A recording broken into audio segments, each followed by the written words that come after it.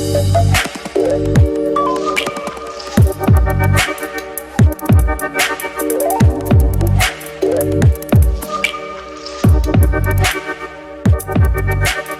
back to another video. Make sure to show some love, leave a like and subscribe, and make sure to let me know your thoughts in the comments below.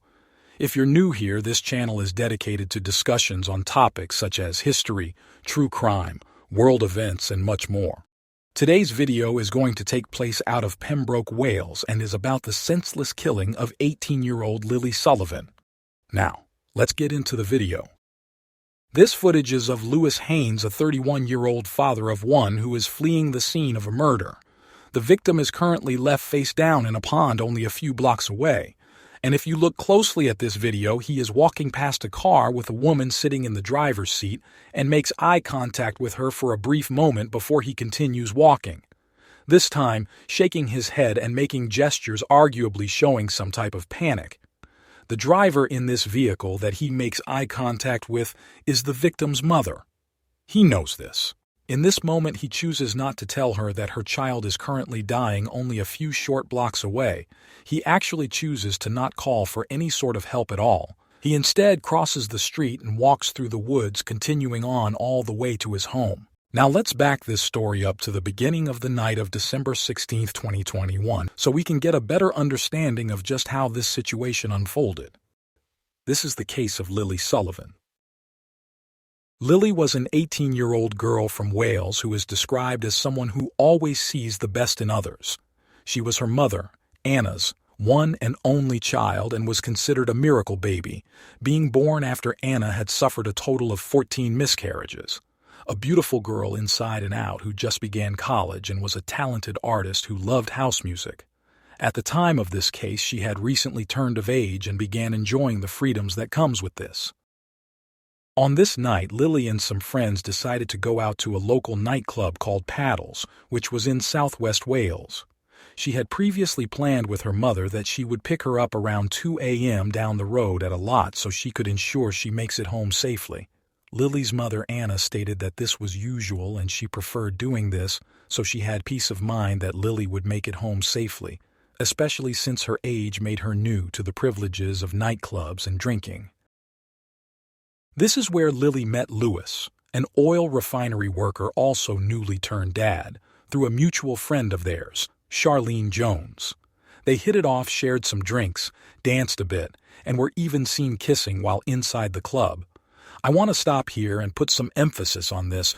Kissing and sharing intimate moments with someone does not entitle you to anything further or continued without consent from that same person. At around 2 a.m., Lily and Lewis are getting ready to leave the nightclub together and search for a more quiet and secluded area to carry the night on. Before leaving the club, mutual friend Charlene Jones interrupted the pair by shouting at Lewis a reminder of the existence of his girlfriend and baby that were waiting for him at home. Charlene also reminded Lewis that Lily was only 18, making sure he was aware his behavior was unnecessary and that it would be best if he just went home. However, this doesn't seem to stop Lewis, as CCTV footage from outside of the club shows him exiting shortly after Lily and the pair reconnecting outside.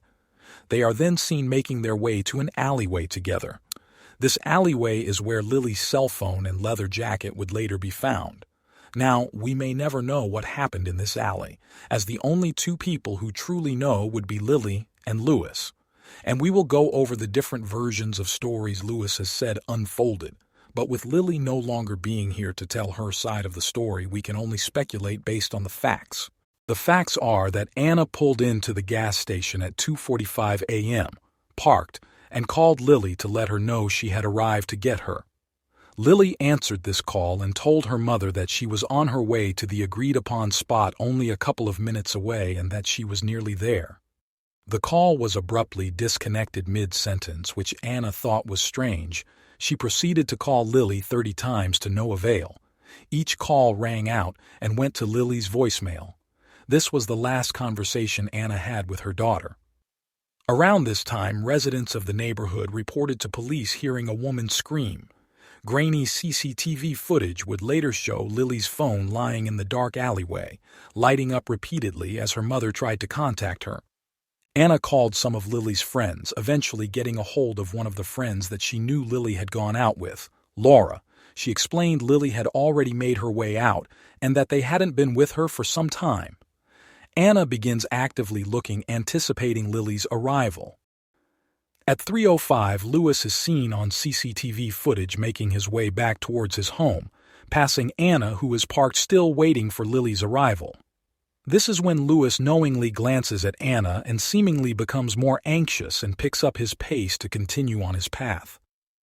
Lewis arrived at his home at 3:40 a.m. in hysterics, waking his girlfriend up upon entry. His clothes were damp and his arms bloodied. He told his partner he had strangled someone and that they are in the mill pond.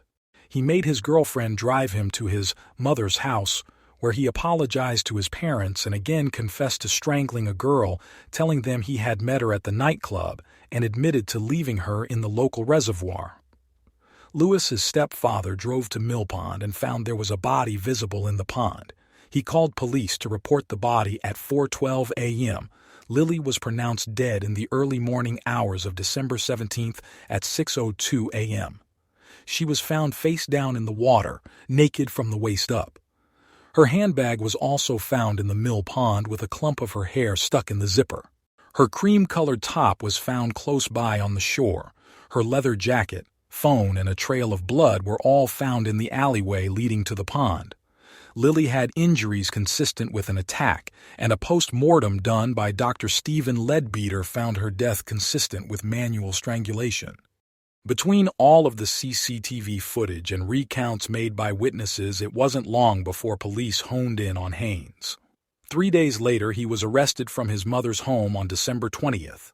During the arrest, Haynes can be heard going through what sounds like all 7 stages of grief. More realistically, he seems to be coming to the realization that he won't be getting out of the consequences of such an evil, senseless act. Although that didn't stop him from trying. Originally, Haynes pled guilty to manslaughter, claiming that Lily was the aggressor and had confronted him about having a girlfriend, attempting to blackmail him. He claimed she became physical while threatening to tell his girlfriend he raped her, unless he paid her.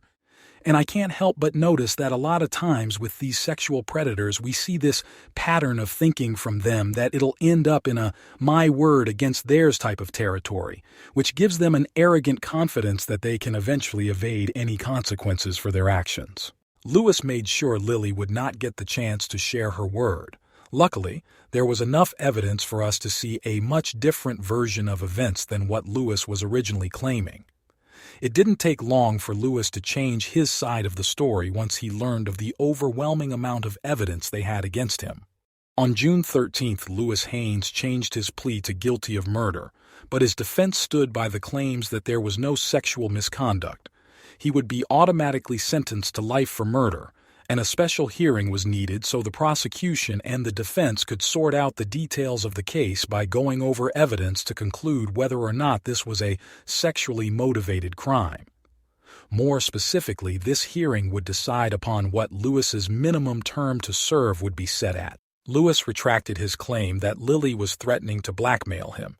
He then insisted he strangled Lily when she threatened to tell people he was a rapist and said his daughter would be ashamed. He denied his actions were sexually motivated. The judge would later say that his account of her threatening to tell people what he had done to her does in fact have an element based in truth about it. The hearing took place on August 22nd. They went over the evidence presented that Lily had been out at the club with friends when she met Lewis. They spent time together inside of the club, both drinking heavily as they were both 2 to 3 times over the driving limit. They left the club separately a few minutes apart and reconnected outside. They walked to the alleyway leading to Mill Pond. It was found there was some intimacy in this alleyway. There was no forensic evidence of a sexual assault. At some point, Lewis attempted to take things further and became frustrated when Lily planned to go home. Lewis attacked Lily, removing items of clothing in the process, striking her with significant force repeatedly, strangled her and dumped her body into the nearby vegetated area of Mill Pond, ultimately killing her. Judge Thomas found that due to where her phone, clothing, and purse were found, Lily was forcefully placed in the mill pond. He stated he believed this was to ensure her death and so she would not easily be found. Due to where the blood was seen and the placing of Lily's items, it was found the attack likely began in this alley. Due to the time-stamped CCTV footage and the timing of Lily's call with her mother, the phone call disconnected when the attack began. It also came out that Lily's clothing was forcibly removed and not part of her own doing. Lily had bruises and scratching on her face, neck, and body. During this hearing, Lewis, in his defense, claimed he had gone into the water in an attempt to save her, stating when he reached her, she had no pulse and was beyond saving.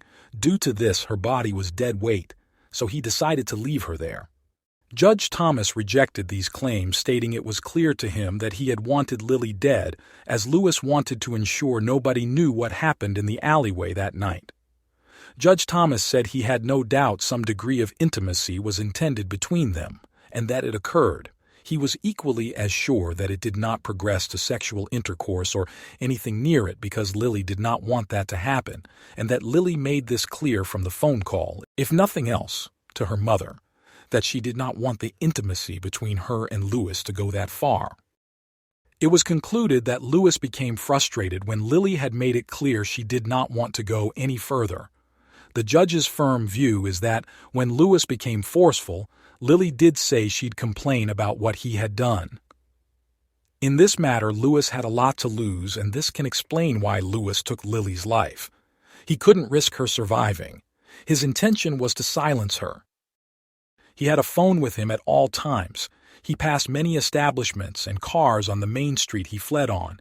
He knowingly passed Lily's mother on his escape as well, yet he still pled that he did not intend to kill Lily and that he felt remorse. This case was not a matter of deciphering two stories like Lewis intended. This was a case based upon facts and evidence. The story that came to life was less of a story and more of a nightmare. Judge Paul Thomas sentenced 31-year-old Lewis Haynes to life in prison with a minimum of 23 years, meaning in 23 years he could be considered for parole. Lily's mother gave her statement stating the events of that night go over in her mind constantly, wondering if she knew what was happening, if she was scared, saying she cannot come to terms with Lewis knowing that she was waiting for her in that spot and how he passed her by and chose to do nothing. This she can't forgive. She expressed how she wishes she didn't let Lily go out that night, how she wishes she confronted Lewis when she noticed his odd behavior, wishing she knew how close she was to her and that she could have attempted to help. She spoke honoring Lily's life, beauty, and talent. She went on to say she has an overwhelming sense of pain and she exists only to see her again. This news devastated the community while there was only the slightest sense of justice knowing Lewis will remain jailed for the remainder of his life for everything he has taken. Taking a life is permanent, and there is nothing he could ever do to right this wrong. This senseless act could have so easily been avoided, but in this case one person chose greed and violence for one selfish want, and this resulted in the death of a young girl. My love goes out to the family and friends of Lily Sullivan, and I hope and pray that they can find some sense of peace and comfort in the memories Lily gave them. In my own opinion, Lewis is best fit jailed for the remainder of his life, as by taking the remainder of Lily's, he has subjectively chosen to forfeit his own. Let me know what you guys think about this case in the comments section, and make sure to like, follow, and subscribe. And also let me know what you think about the sentencing of this case. Is a minimum of 23 years fair in your opinion? Alright, well, that was everything for today. Thank you to those who made it to the end of this one. Have a safe and blessed night, and I will be back with a new video next week.